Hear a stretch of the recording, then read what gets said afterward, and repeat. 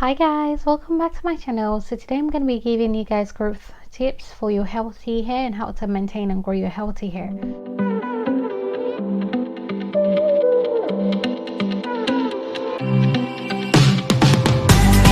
So most of us are not born with all this hair, so we have to go out of our way to actually grow our hair and make it look really nice. So I'm going to be starting with getting to know your hair, because if you don't know what kind of hair type you've got or what type of porosity, elasticity, density and all of that, if you don't know those things, you're just going to be shoving a lot of product into your hair, wasting a lot of money, wasting a lot of time as well. So you definitely have to know what type of hair you've got, what texture of hair you've got as well, to be able to maintain it properly.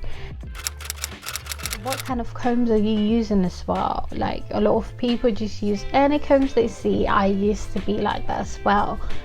Do not use any type of comb for your hair, especially your natural hair. In terms of combs, these combs are lifesavers. This is actually from my hair dryer. I don't really apply heat to my hair anymore, so I just tried this one time and it was like the most amazing comb I've ever used. So yeah, this is basically what I mostly use these days. So white tooth combs, they're very good for your hair because they've got space, so they tend to prevent hair breakage. Even if you're gonna get hair breakage, you just get way less breakage than using a small comb, because the smaller the comb is, it goes through all of your hair and it just pulls your hair out, especially if it's dry. Also, you can make use of detanglers. They're very good as well. I mean, this one, I'd advise you to get one with like a hand, because this one doesn't have a hand, so you have to hold it like this and it's just longer and and it's more stressful. But yeah, this one, it can bend, it can do anything, so you just drive it through your hair and it's really good. This particular one, everyone's guilty of it, touching your hair. Oh, your hair is pretty, can I touch it? Can I? Don't touch my hair, girl, stay off, don't touch my hair. No, do not let people touch your hair. Do not touch your hair. Doing that would snap your your ends. Don't touch your hair, especially your ends. Like, even when I wash, or when I the only time I really touch my ends is when I comb, like, because I start from my ends and then, but I still try to avoid it. Like, mostly I do not touch my ends. Especially if you don't need to touch your hair, do not touch it, just avoid it. Combing your hair, wet or dry. Like, you don't want to comb your hair when it's wet, you're more likely to get breakage. It's the same thing as combing your hair when it's dry as well. The best time to comb your hair is when it is damp. That way, you're most likely to have like very minimal breakage. So I would advise you to comb your hair when it is damp. Hair bubbles, rubber bands, all of that, do not use rubber bands on your hair. They would snap your hair anytime. I don't know if you've noticed, if you do it, anytime you take off a rubber band from your hair, it definitely goes out with some hair in it. Like, chances are it wouldn't go out with some hair in it. They're just so slim, so I wouldn't. Yeah, even this bubbles, like, if you're not careful with this type of scrunchies, they would pull off your hair as well, especially if you're taking them off dry hair and you're not careful. I just want to get this out of my hair, drag them out. So you're just going to destroy your hair. So I would advise you to get the satin scrunchies. They're very good. With minimal care, you're less likely to have hair breakage. You just slip through your hair and it's really easy to take them out. So unlike these ones mostly tend to come off with hair, except you're careful. Like, when I use these ones, I always take them off carefully on my damp hair. Damp, that word is key. So I'm less likely to have any hair breakage when I take them out. So you have to be very careful. If you're not that patient, I'd advise you to get these. So moving on, sleeping with your hair uncovered. No, don't do it. I know it's really easy to just fall on the couch or on the bed, you're tired, you don't care, just one night. Don't do it, because sleeping on the pillowcase is going to cause a lot of hair breakage, because it leaves your hair dry. You know, sleeping on a pillowcase, especially if it's not a silk or satin pillowcase, just don't do it, because it's going to sap out all the moisture from your hair, leave your hair dry, and you're most likely to have hair breakage. Instead of, you know, sleeping on a normal pillowcase, you could use satin or silk pillowcases or a hair bonnet. I'm sure you see this on Instagram, everyone uses this. Get yourself a pair, lifesavers, trust me, you want to get yourself a pair. Shampooing your hair as well. When you shampoo your hair, you have to, you know, concentrate mostly on your scalp. Your scalp is what you're trying to cleanse. You have to concentrate on your scalp. Don't put your energy into, you know, into like the tips of your hair, because that would just snap them anyways. Just concentrate on your scalp. You want to cleanse every, you know, cleanse your scalp. And when shampooing also, you want to use water-based shampoos. They're really good. It depends on you though, but I would suggest using water-based shampoos to keep your hair hydrated. Also, shampooing downwards is really good, instead of just some people just, you know, don't do it. Don't just do it. Yeah, so instead of just doing that, you can shampoo your hair in portions. So always, I've got a video on how to, you know, shampoo, deep condition and style your hair. You can check it out after this video. Using oils to moisturize your hair. Do not use oils to moisturize your hair. Use them to seal your hair. It's always better that way. Like, you could use a leave-in conditioner, a nice leave-in conditioner. I like to even add some peppermint oils into my conditioner, and then seal with like thicker oils. The different kind of oils, we've got light oils and thick oils, so depending on your hair type as well, you want to find out what kind of oils work better for your hair, because like different oils work for different hair textures. So if you've got low porosity hair, you want to avoid some type of oils, because they'll just damage your hair, and, you know, like, not damage your hair per se, but like it would just cause a lot of product build up, and you want to avoid all of that, to be honest. Aggressive styling. Some people, you'd see them, they would, you know, they would braid their hair and it would be so tight, and then their hands are like this, especially in Nigeria. Like, if you grew up in Nigeria, cheers to anyone that grew up in Nigeria, right? So if you grew up in Nigeria, we have this, oh my god, I really wish I had it handy. I wish I had it right now. I would have shown you guys. It's like a rubber thread. So, you know, we used it to like thread our hair in secondary school and all of that. And, you know, it's so tight that for like 5 days you literally have your head out like this, going everywhere. No, don't do it.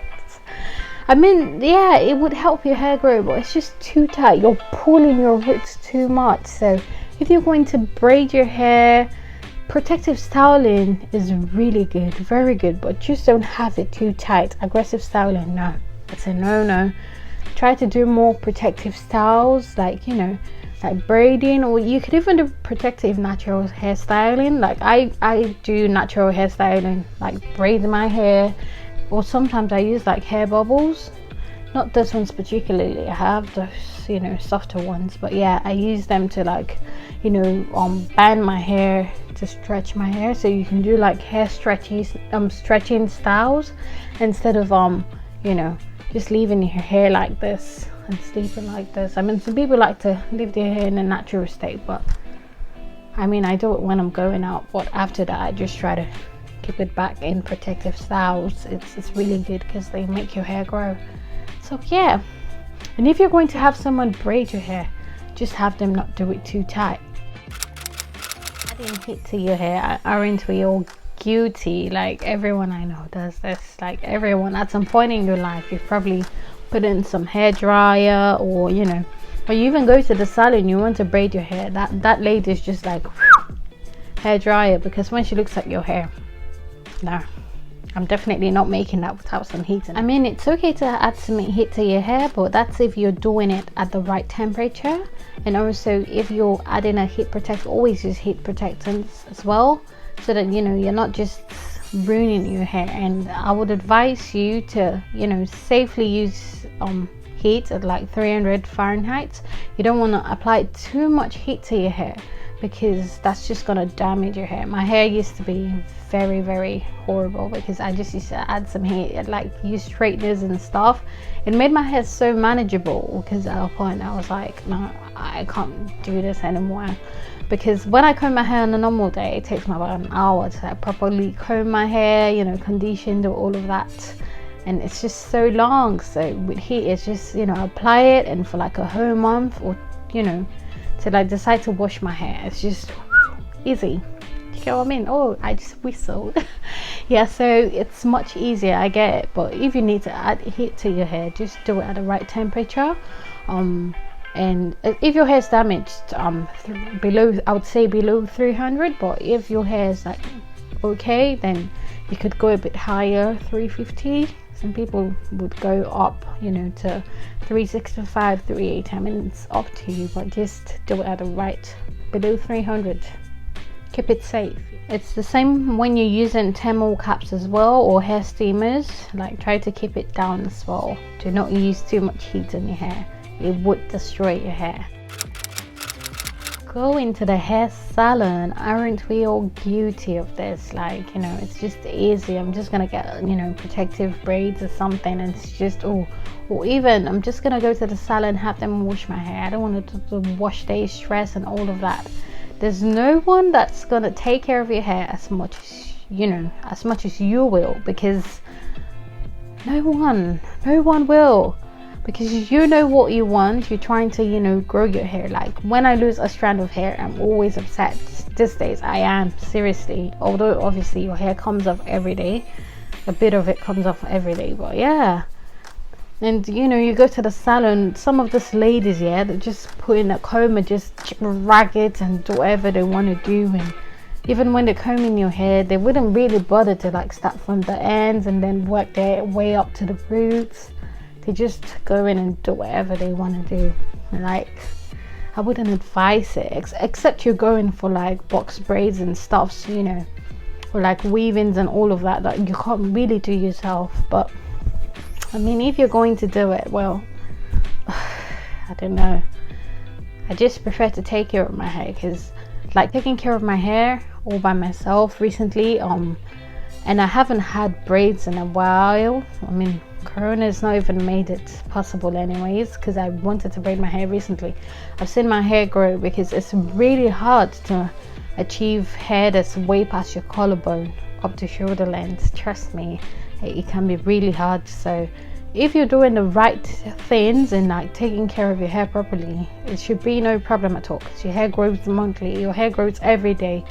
So length retention shouldn't be a problem if you're doing the right things. So yeah, instead of going to the salon and having someone else do the work, it's relaxing. It's really relaxing. But yeah, they would never take care of your hair as much as you would. So I would advise you to take care of your hair by yourself. Lastly, you have to be consistent, patient. So you have to be really patient and consistent as well. Just don't take care of your hair for a week or a month, and then you expect to be having, you know, really long hair or waist length hair. Like, everyone you've seen with really long hair, it took them a while, and they had to like understand what type of hair like they had, you know, do the right thing. So yeah, you want to be patient with your hair. It would take some time, but when you start doing the right things, you would see your hair grow. You would notice that you'd start having like lesser hair breakage. Like, until recently, when I comb my hair, I used to have a lot of breakage. Like, I've always had a lot of breakage. So even when I see YouTube videos and people are like, oh, this is what came off my hair after combing, I'm like, girl, you're lying. You're definitely lying, because there's no way. Because after combing my hair, like a lot of hair, I used to have massive hair breakage, and most of my life I've been natural and I've always dealt with it. Like, when I put in a comb, I come up with like big chunks of my hair breaking off, and you know, and I thought it was normal until like recently, when I like started taking care of my hair a lot. and like putting in good products and stuff, and you just, even after combing your hair and all of that, you just have like little strands of hair and that's it. And I'm like, wow, I never thought my hair could be that healthy. So it just takes time. You have to be patient, you have to be consistent, and you know, trust me, your hair's gonna glow. Take care of your hair and she will take care of you. Amen. Okay guys, so yeah, that's all my tips. You know, I really hope they're helpful. I mean, there's probably one or two things you're doing wrong, so yeah, I really hope that these tips are able to help you treat your hair better. Thanks for watching my video. If you did enjoy the video, be sure to give it a thumbs up, subscribe, and I will see you very soon.